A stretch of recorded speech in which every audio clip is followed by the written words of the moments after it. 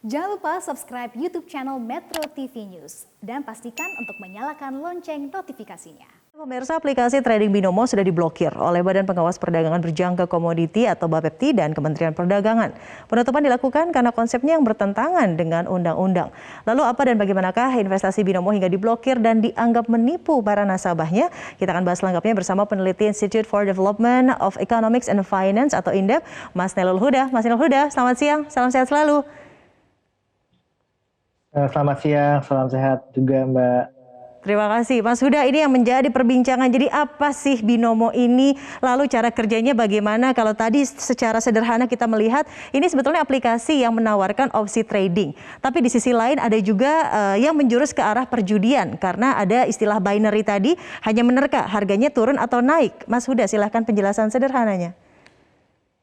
Ya Mbak, kalau kita lihat dari sistem kerjanya Binomo ini kan seperti kita menebak-nebak buah manggis ya. Jadi istilahnya apakah memang harga saham ini akan naik atau tidak gitu. Nah, jika kita tebakannya benar, maka kita akan mendapatkan keuntungan kan. Tapi kalau jika tebakannya salah gitu kan, tebakan kita salah, uang kita hangus gitu loh. Nah, ini yang sebenarnya yang dikhawatirkan oleh pemerintah bahwa ini menjurus ke judi, bahwa memang tidak ada yang diperdagangkan, kita yang nggak memegang sahamnya, kita cuma menebak harganya saja gitu loh. Nah, ini yang jadi masalah, Mbak. Itu yang perlu ditekankan ya. Kita tidak mempunyai, tidak memiliki pemegang sahamnya begitu ya. Tapi kita menerka saja apakah hari ini akan naik atau turun. Tapi mengapa banyak yang merasa tertipu begitu dengan binary option atau Binomo ini? Apakah memang ketika pertama kali aplikasi ini diluncurkan, lalu ketika kita akan mencoba menjadi anggota, member atau nasabah, itu tidak dijelaskan secara detail atau seperti apa Mas Huda? Ya, kalau kita lihat memang karena mungkin sifat manusia juga ya, yang memang itu kita tidak istilahnya adalah nggak puas dengan keuntungan yang sedikit gitu kan. Pasti kita mempunyai ekspektasi akan mendapatkan keuntungan yang besar, Mbak. Jadi istilahnya iming-iming keuntungan besar dan tidak masuk akal inilah yang menjadi jalan masuk aplikasi seperti Binomo gitu kan. Nah, kalau kita lihat dengan menawarkan keuntungan sampai 30%, 40%, hingga ada yang bisa menjanjikan 70% keuntungan, itu tidak masuk akal gitu loh.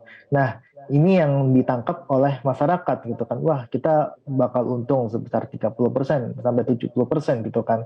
Nah, ini yang ditangkap oleh masyarakat gitu loh, tanpa si Binomo dan lainnya itu menjelaskan risikonya gitu. Nah, ini yang sebenarnya kita lihat praktik mereka cuman menjelaskan yang namanya manfaat, namun tidak menjelaskan yang namanya risiko. Nah, ini yang kita dorong sebenarnya bahwa aplikator-aplikator investasi ataupun aplikator untuk yang lainnya yang bersifat fintech itu harus juga menjelaskan risiko dari investasi tersebut.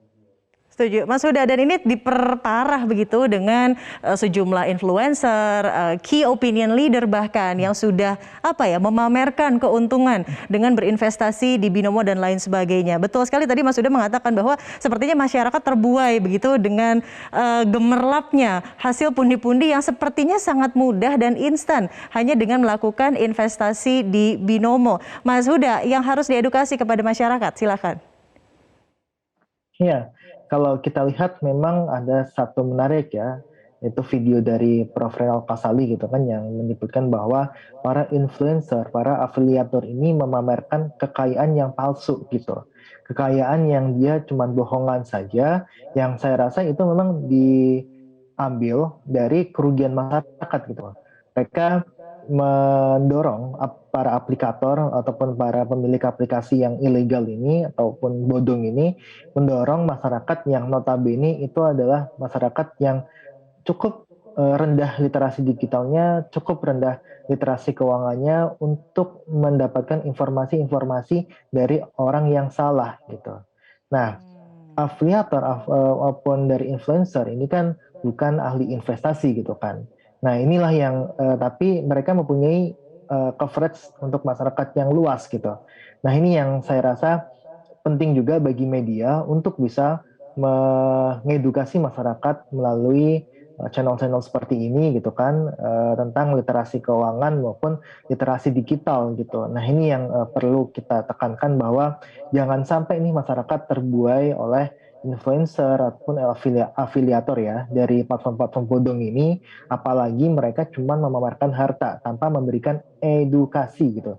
Nah edukasi inilah yang menurut saya kata kuncinya ketika kita melihat investasi bodong ini merajalela gitu Mbak. Jadi edukasi kita sangat kurang, edukasi digital, edukasi keuangan kita sangat ketinggalan, dan saya rasa perlu semua dorongan berbagai pihak untuk bisa meningkatkan literasi keuangan dan literasi digital di masyarakat.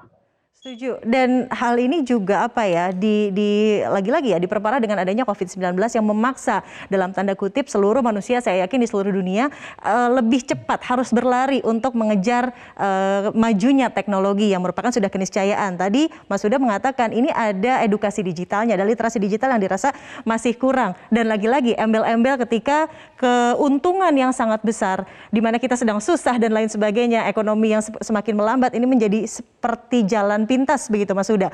Tips untuk menghindari supaya tidak tergoda apapun itu bentuk aplikasi baru dan lain sebagainya yang bahkan mungkin bisa menyesatkan kita. Silahkan Mas.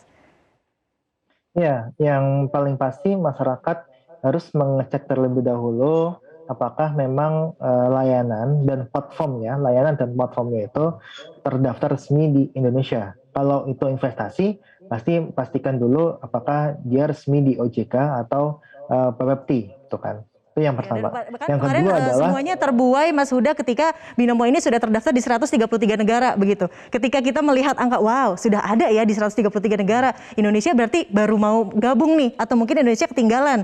Hal itu juga menjadi apa ya, rancu begitu Mas, menjadi pertimbangan kita untuk tetap ikutan berinvestasi di sebuah platform baru. Mas Huda silakan. ya, kalau kita bilang bahwa itu terdapat binomo terdapat di berbagai negara dan sebagainya, namun ketika tidak terdaftar resmi di Indonesia, ketika ada masalah, itu yang akan menjadikan masyarakat susah sendiri, Mbak. Jadi istilahnya masyarakat tidak punya pijakan yang tepat apabila dirugikan gitu. Jika dirugikan dan platform itu resmi di Indonesia, itu kita bisa mengadunya secara hukum dengan pasti gitu kan. Itu yang pertama gitu. Makanya pastikan dulu itu terdaftar resmi di Indonesia, jangan sampai investasi itu dia ilegal gitu. Nah ini juga sama kasusnya ketika ada investasi di aset kripto gitu loh. Aset kripto kemarin itu juga banyak sekali yang ilegal dan memang banyak di negara juga sudah banyak digunakan. Namun ketika ada masalah itu baik lagi apakah di Indonesia itu legal atau ilegal gitu. Itu pertanyaan yang harus dilakukan pertama kali gitu. Nah yang kedua adalah jangan terbuai dengan keuntungan yang tidak masuk akal, Mbak. Jadi istilahnya keuntungan kalau semuanya itu sudah 20% saja itu udah tinggi sekali, karena kalau kita patokannya kan pasti dari deposito ataupun SBN gitu ya, yang paling nilainya 7-10% gitu, 15% itu sangat tinggi gitu. Nah makanya masyarakat ini jangan langsung terbuai dengan uh, keuntungan yang sangat tinggi. Kalau ada keuntungan yang sangat tinggi, itu bisa dipastikan sebenarnya itu adalah Ponzi scheme gitu, ataupun investasi bodong. Tadi yang sebutkan juga di berita itu ada investasi bodong untuk Viral Blast ya, yang itu memang saya rasa sangat parah sekali ketika mereka memanfaatkan Ponzi scheme atau piramida scheme gitu untuk bisa menutup keuntungan nasabah-nasabah yang lama yang didapatkan dari nasabah-nasabah baru gitu. Jahat sekali itu Mbak. Jadi istilahnya 20.000 member bahkan tadi dikonfirmasi begitu dari Viral Global Blast tadi yang sudah dilaporkan. Itu yang harus dilakukan oleh kita masyarakat. Tapi regulasi apa yang mungkin harus dimutakhirkan oleh pemerintah untuk mengantisipasi peredaran investasi ilegal ini, Mas Huda?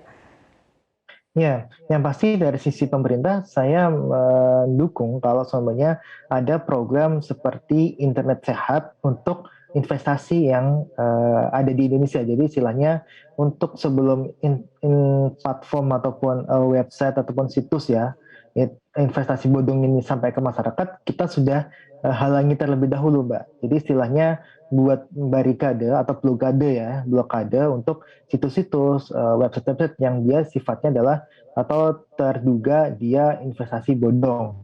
Nah, ini bisa sebenarnya dilakukan oleh Kominfo gitu kan, karena kalau kita lihat Kominfo juga sudah mempunyai program yang namanya Internet Sehat untuk membatasi ataupun memblokade situs-situs porno gitu kan. Nah, ini kita juga bisa sebenarnya sama gitu kan, dengan memanfaatkan teknologi yang ada bisa memblokade untuk website ataupun situs-situs dan platform yang dia terindikasi dia investasi bodong gitu. Nah, inilah yang sebenarnya dilakukan oleh pemerintah. Yang kedua, kita dorong sebenarnya untuk adanya perlindungan data pribadi, karena investasi bodong lagi-lagi itu menyasar kepada masyarakat yang dia tidak aware terhadap data pribadinya. Kadang kita juga ada penawaran investasi gitu kan dari via SMS yang mereka dapatkan dari data pribadi kita gitu kan, entah itu dari pihak ketiga ataupun yang bisa berasal dari pemerintah ataupun bisa berasal dari swasta gitu kan. Makanya perlindungan data pribadi itu sangat penting untuk kita agar bisa membendung investasi bodong ataupun penipuan-penipuan yang sifatnya online gitu. Maka dari itu dua itu cukup sih Mbak. Kalau saya rasa untuk saat ini bisa Bagian rumah pemerintah tadi menjegal ya. yang investasi bodong. Ya. Dan juga tentunya literasi dan edukasi yang harus semakin diglorifikasi kepada masyarakat, dan please jangan mudah terbuai dengan glamor-glamornya crazy rich something begitu di berbagai platform media sosial.